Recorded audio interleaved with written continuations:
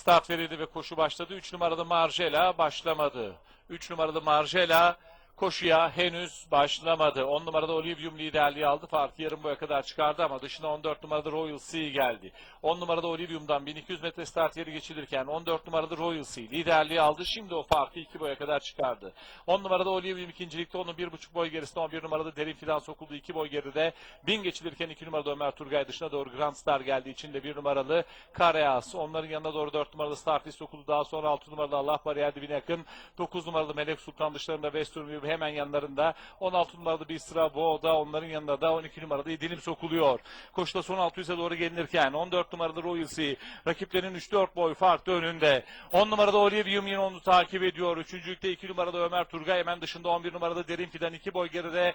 9 numaralı Melek Sultan sırasıyla düzlüğe çıkılıyor. 14 numaralı Royal Sea düzlüğe de 4 boy farklı önde çıktı. Son 400 metrede 14 numaralı Royal Sea lider.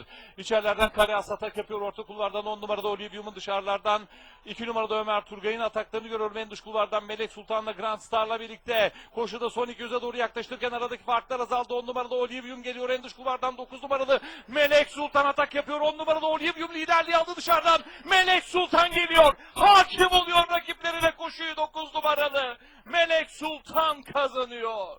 10 numaralı Olivium ikinci, 14 numaralı Royal Sea üçüncü oldu. 1 numaralı Kareas ve 2 numaralı Ömer Turgay arasındaki dördüncülük kararı varış hakemlerine kaldı.